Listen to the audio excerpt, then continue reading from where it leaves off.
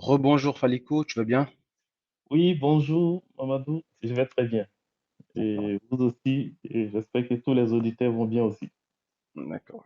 Euh, C'est on pourra, on, on pourra tout de suite démarrer. On va patienter quelques minutes et tout de suite enchaîner.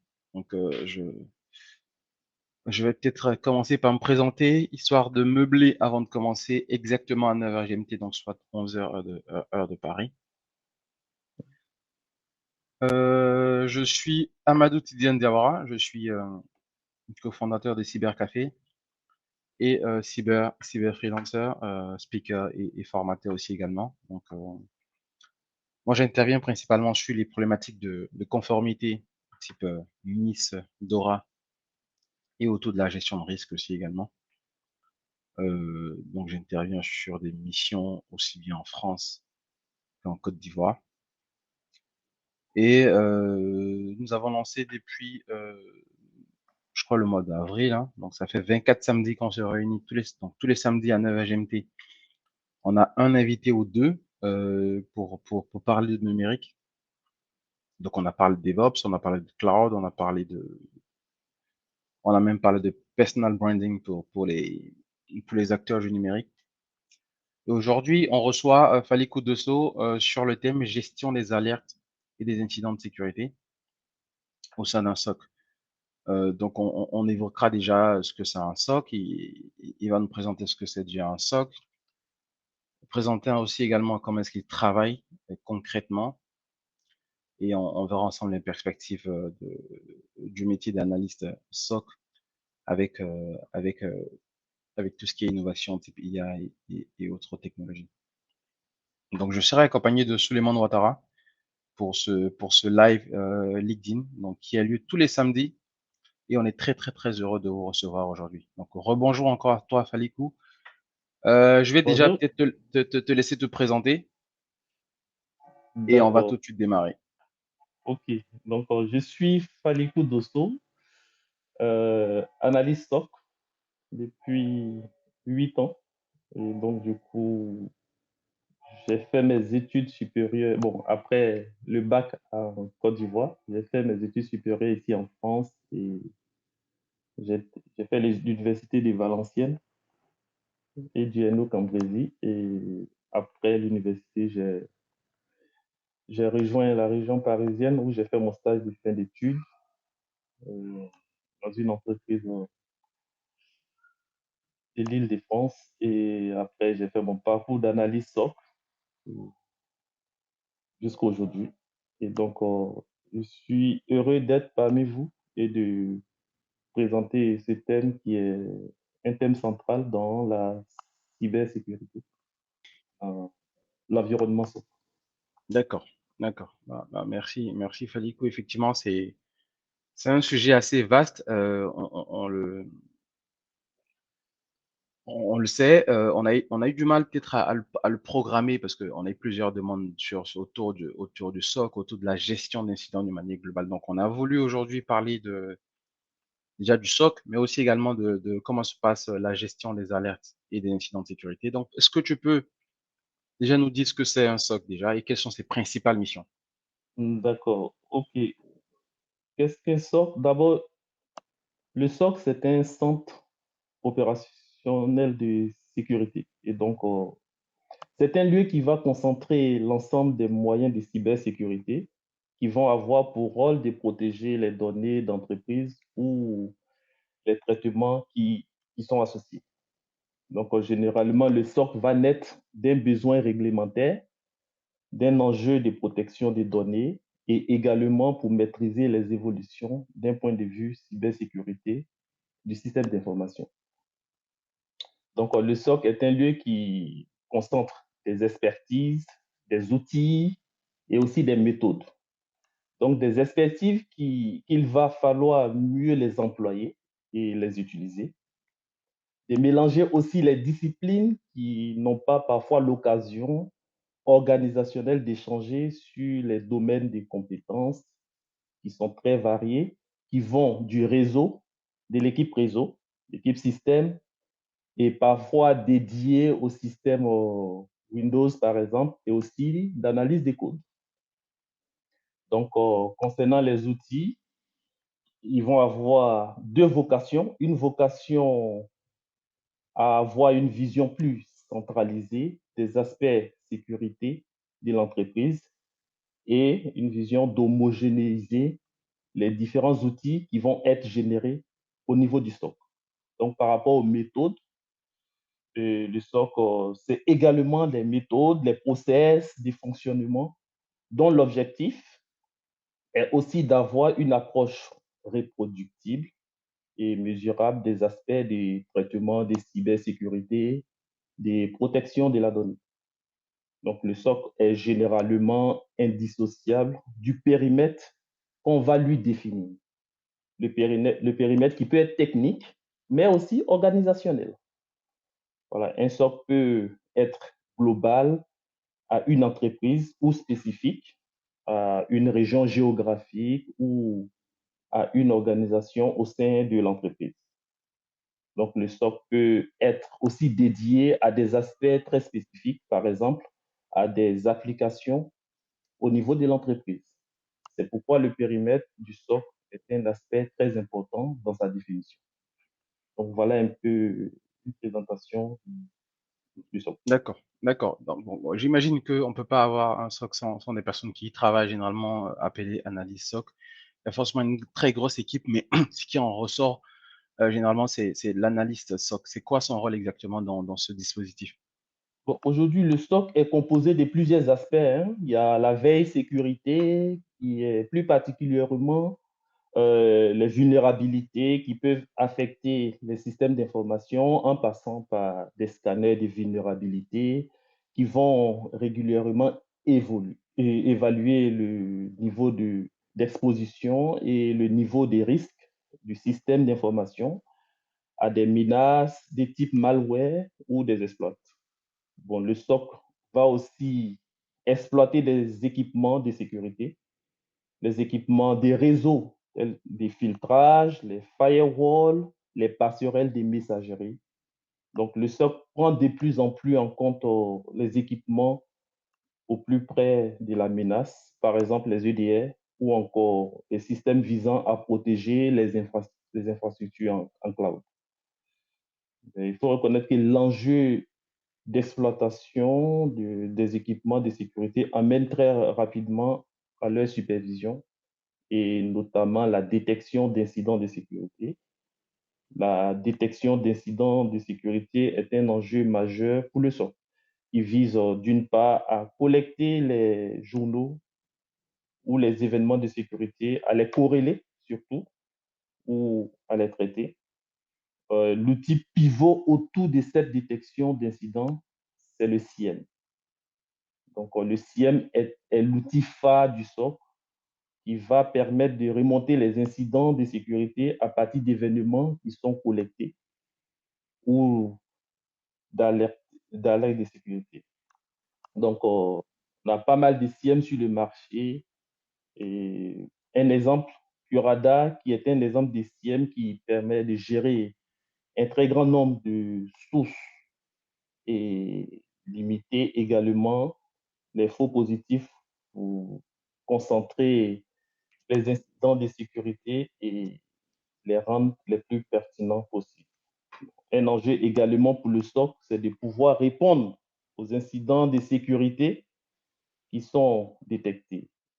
Voilà, les réactions peuvent être très rapides, mais les réponses peuvent prendre un peu plus de temps. La réponse demande une réorganisation spécifique, projet qui va mélanger des compétences des experts, juste éventuellement la gestion des crises en cas d'incident majeur. Non, concernant le rôle de l'analyste, j'explique ça voilà, pour expliquer Hum, un peu le bien rôle de sûr. l'analyste SOC. Donc, Hum, le rôle de l'analyste SOC dans tout ça, c'est de superviser les équipements et puis les alertes de sécurité, ce qui passe par la collecte des journaux, la corrélation des événements, l'analyse des alertes de sécurité et puis la réponse à incident et ensuite la remédiation. Voilà. Le constat qui est généralement partagé, c'est de mettre que les équipements de sécurité n'est pas suffisant. Donc, il est nécessaire, évidemment, de pouvoir les superviser avec des personnes compétentes. Donc, de superviser les alertes en permanence, idéalement sur un créneau de 24 heures sur 24 et 7 jours sur 7. Donc, voilà un peu l'analyse. L'analyse, il peut y avoir plusieurs niveaux d'analyse. N1, ça dépend des entreprises. Les, les analyses de niveau N1, de niveau N2, de niveau N3, et voilà. D'accord, d'accord. Allô, on m'entend? Oui, Voilà. Euh, allô. oui, alors. Donc, voilà, on a assez entendu parler des alertes et puis des incidents. Oui, Donc, voilà. Est-ce qu'on peut savoir la différence en fait entre ces deux thèmes?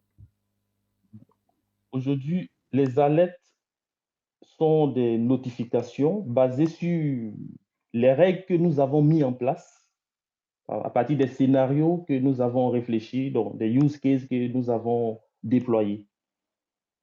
Alors que les incidents, en général, sont constitués de plusieurs alertes, dont certaines peuvent apparaître individuellement à titre informatif seulement, mais mériter une investigation plus approfondie dans le contexte des autres alertes. Donc, plusieurs alertes corrélées peuvent nous aider à détecter un incident.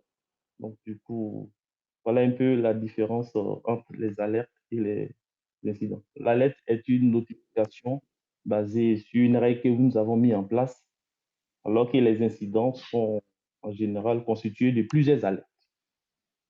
Donc, ça peut nous permettre de savoir s'il y a une menace en cours ou un incident réel qui peut être qui peut partir d'une panne des serveurs ou, disons, d'installation de virus, malware, de type malware par exemple. D'accord, donc on comprend qu'on passe effectivement d'abord l'étape alerte, ensuite après Incident. qualification, Après qualification, voilà. exactement. D'accord, ok. Tout à fait. Merci pour ces précisions-là, effectivement, qui sont importantes. Aujourd'hui, pour un SOC, Mhm. quelles sont les principales sources d'alerte? Et quelles sont les principales sources aussi également de collecte d'informations? Est-ce qu'on va collecter partout, n'importe comment? Et ou est-ce qu'on a des points sur lesquels on doit se. Il y a des points, il y a des nœuds sur lesquels on doit s'appuyer pour pouvoir recueillir de l'information et ensuite après les analyser derrière. Aujourd'hui, les principales sources d'alerte, c'est toutes les actifs euh, qui font partie de l'entreprise, qui peuvent aller des endpoints, c'est-à-dire les endpoints que les utilisateurs utilisent, des contrôleurs de domaine, Active Directory, les proxys, les IPS et les IDS, les firewalls, les routeurs, les switches, et entre autres. Donc, du coup, les principales sources d'alerte peuvent venir de tout. Les endpoints, par exemple, sur lesquels, voilà, bon, peut-être que c'est des questions qui vont venir après. On installe des agents EDR, des agents de détection des vulnérabilités et qui peuvent être, voilà, derrière l'intelligence qui est derrière les EDR et nous permettre de, voilà, de nous aider à prendre des décisions dans, voilà, dans la qualification des alertes, par exemple, qui peuvent être des incidents réels. Et les IPS et les IDS aussi, et les firewalls, via, peut utiliser les flux réseau, étudier les flux réseau, sortant par exemple, si on a une capacité importante, quantité importante de flux réseau qui sortent, par exemple, ça peut être voilà, affilié à des fuites de données et tout. Donc, du coup, tous les actifs qui font partie intégrante de l'entreprise sont des sources, peuvent être des sources d'alerte. D'accord, d'accord, ok. Toujours pour rester dans ce contexte d'alerte, euh, quels sont les principaux critères qui sont utilisés pour évaluer la crédibilité d'une alerte, par exemple? et comment est-ce qu'on va distinguer cela d'une menace réelle et comment est-ce qu'on va passer de alerte à incident de sécurité? Est-ce Bon. que c'est des Et critères, je dirais, standards ou c'est en fonction de l'entreprise? Et majoritairement, qu'est-ce qu'on retrouve? bon, aujourd'hui, le SOC va généralement adosser une politique de détection. Ça dépend d'une entreprise à une autre. Et cette politique de détection se, va se nourrir de, de- d'une approche par le haut, issue par exemple des analyses des risques, des travaux un peu plus haut niveau qui vont viser à identifier les scénarios redoutés par exemple et les biens les plus critiques à protéger, donc les serveurs critiques et tout, et les décliner dans une politique de détection. Et puis aussi, il y a une approche plus terrain qui est par le bas et qui vise à identifier les technologies qui fonctionnent sur ces systèmes et les scénarios les plus courants qui visent ces technologies.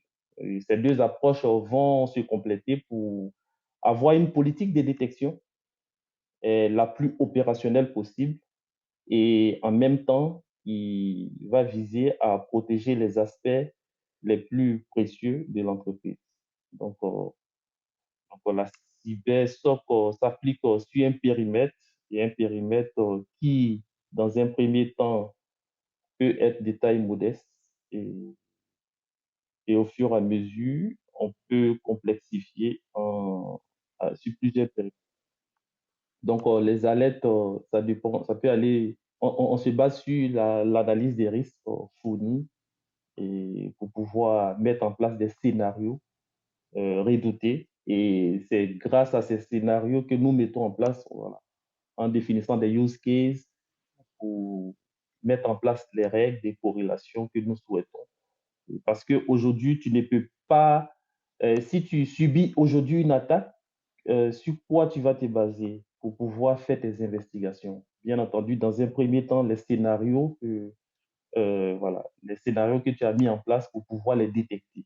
Et par la suite, il y a d'autres techniques qui peuvent être improvisées, mais dans un premier temps, sur une analyse des risques euh, fournis et sur lesquels tu te bases pour mettre en place des D'accord, OK.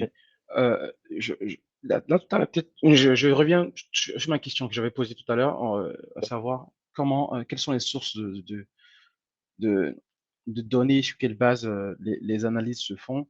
Oui, Euh, je prends un cas, peut-être un cas concret, hein. Typiquement, est-ce que le SOC aussi va gérer les alertes remontées par les users? Typiquement, quelqu'un vous appelle en vous disant, je constate que ma souris bouge seule, parce que oui, c'est les choses qui peut-être peuvent arriver, et oui, il a l'impression d'être hacké ou d'être victime oui, d'une cyberattaque.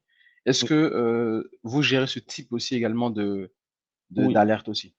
Oui, ça rentre dans le périmètre du SOC parce D'accord? que aujourd'hui, le SOC est basé, le SOC se base sur des équipements. Et aujourd'hui, l'équipement central aujourd'hui, celui qui permet de collecter, de centraliser les logs, c'est le SIEM. Ça veut dire le SIEM fait partie, comme je l'ai dit plus haut dans votre question précédente, c'est c'est un outil phare aujourd'hui du SOC. Et ça permet de collecter toutes les données des actifs qui font partie intégrante, dont cette personne qui a sa souris qui bouge, ça veut dire que voilà, il est victime d'une attaque euh, sur son poste. Et donc, du coup, ça fait partie intégrante de notre activité SOC.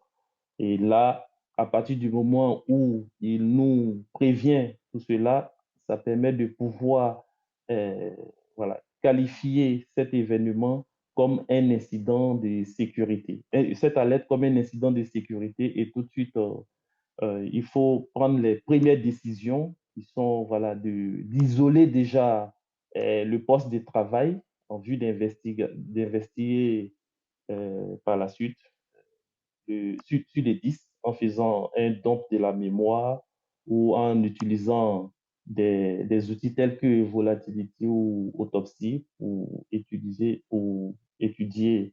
le comportement du virus, comprendre si cette, cette, cette source, disons, ce poste de travail a eu à communiquer, par exemple, avec d'autres serveurs dans l'entreprise et s'ils n'ont pas été infectés, donc via un mouvement latéral, par exemple, dans l'entreprise.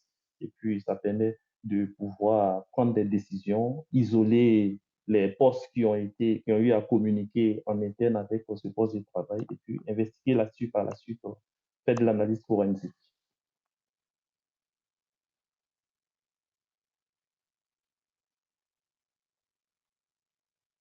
D'accord, d'accord. Merci pour tes réponses. De manière peut-être aussi, je pense qu'on va peut-être passer ensuite après à l'autre étape. Donc, on y est avec la question précédente, c'est euh, quelles sont les étapes clés dans cette gestion d'incident au sein d'un SOC? Donc, quelles sont ces différentes étapes? Donc, quand on a l'alerte qui a été notifiée par un user ou par un, un actif ou une remontée d'informations du routeur. Donc, quelles sont les différentes étapes par la suite? Ok.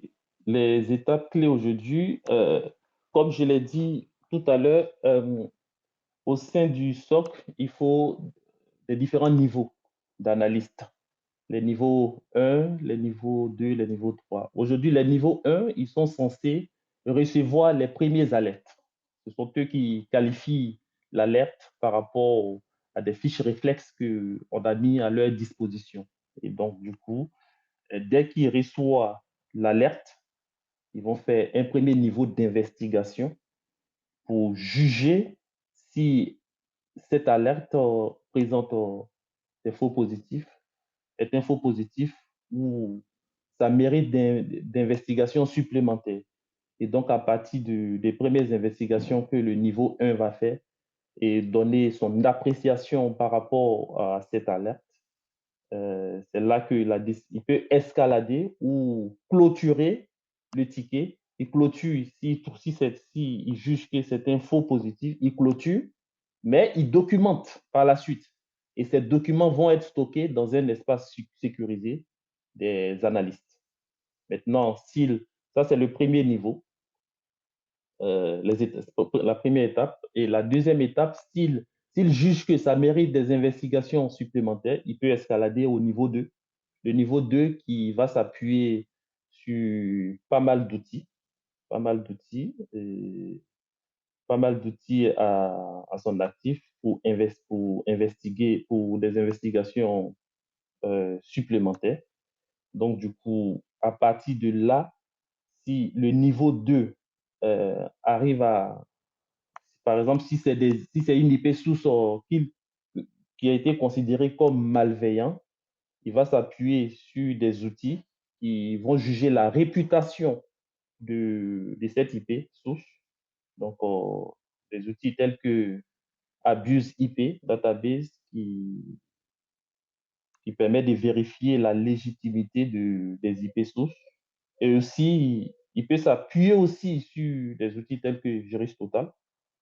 Donc, c'est des applications gratuites qui permettent de faire des recherches des hash.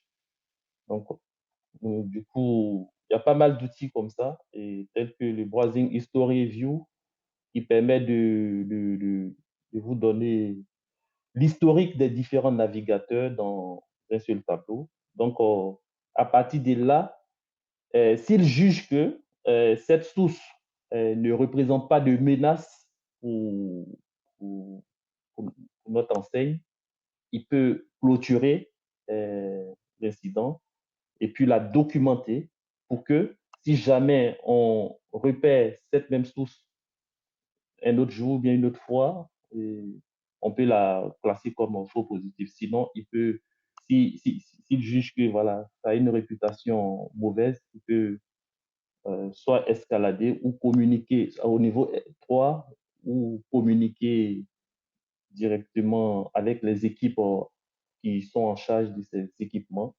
Et le niveau 3 qui va voilà, prendre des décisions pour le juger comme malveillant et aussi communiquer là-dessus. via le service CSIRT, par exemple. Et donc, les services CSIRT communiquent entre eux, donc dans différents services, donc dans toute la France et même à l'international. Comme ça, on puisse classer cette URL malveillante ou cette IP source malveillante ou hash malveillante comme à mauvaise réputation. Donc, du coup, voici les niveaux clés dans l'organisation du SOC pour pouvoir gérer un incident.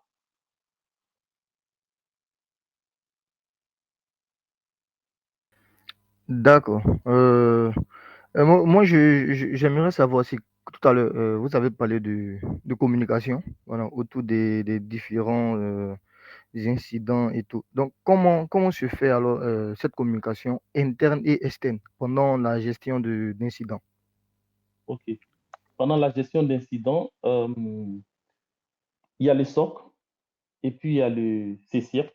Donc, du coup, le SOC travaille en étroite collaboration. Bon, et le CSIRT aussi peut intégrer le SOC hein, dans d'autres enseignes, comme ça peut être deux services à part entière.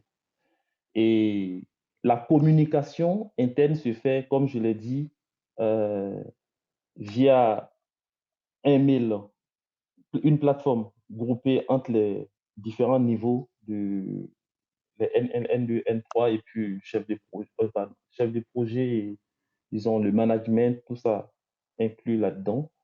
Et le CERT, qui est un service qui communique avec les autres CERT, et ça, lui, il va communiquer au fur et à mesure aussi par rapport aux différents jugements qu'on fait par rapport à l'alerte avec les autres CERT pour qu'ils puissent aussi, à leur tour, vérifier dans leur base des réputations des différentes sources et voir si jamais voilà, une enseigne a déjà été victime de cet incident et quels sont les, les process qu'il a appliqués pour pouvoir répondre à l'incident.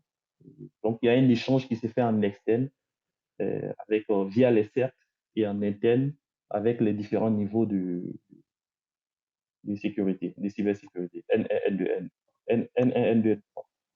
D'accord, d'accord. Ok. Merci Falikou, merci pour ces réponses. Je pense que vous l'aurez constaté, c'est un sujet très très vaste. On a mis Oui, énormément de temps à programmer des sessions autour du SOC. On en fera encore plus.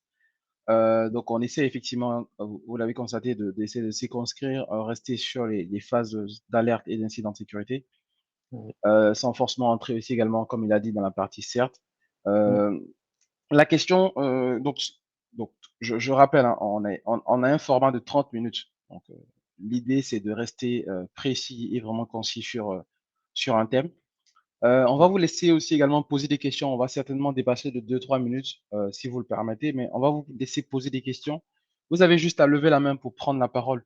Ou sinon, si vous travaillez aussi également dans un SOC, que vous voulez partager vos avis ou des éléments techniques et pratiques avec nous, n'hésitez pas. N'hésitez pas à lever la main, à prendre la parole et à poser des questions.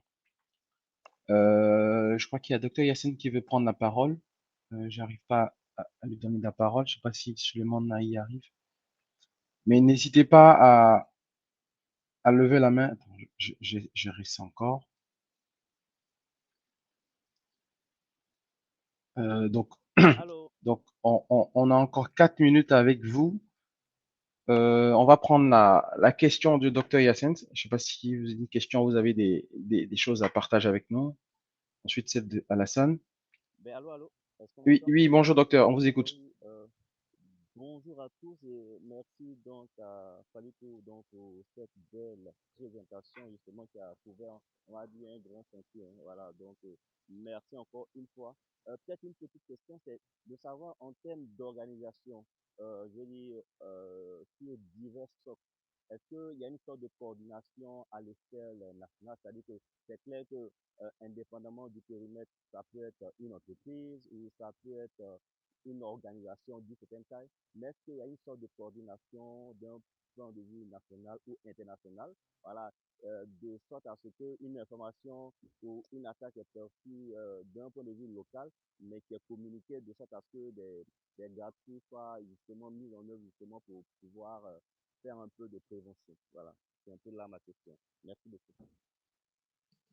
Oui, ta question est intéressante. Donc, ça rejoint un peu ce que je disais tout à l'heure par rapport au CERT, le CERT, qui est un service qui peut être intégré au SOC ou qui peut être un service à part entière qui communique avec les autres CERT. Bon, dans d'autres organisations, tu vas entendre parler de ces CIRT. Ça veut dire avec les autres CIRT au niveau national ou même international. Et le but, c'est de communiquer, c'est de partager, de communiquer le plus possible sur les différentes attaques qui ont eu lieu, les incidents aussi qui ont eu lieu dans les différentes enseignes et de pouvoir aider les autres entreprises au niveau national et bien entendu international à y remédier le plus rapidement possible. Donc, le rôle des CERT, bon, on va dire les CERT, c'est une équipe d'intervention en cas d'urgence informatique. Donc, son rôle, c'est de centraliser les demandes d'assistance suite à des incidents de sécurité sur les réseaux, les systèmes et les systèmes d'information. Donc, c'est la réception des demandes, l'analyse des symptômes et éventuelle corrélation des incidents. Donc, s'occupe aussi de l'établissement et la maintenance des bases de données des vulnérabilités. Donc, il y a une communication qui est faite si bien en interne et aussi entre les différents cercles au niveau national et international. Donc, la communication se fait ainsi.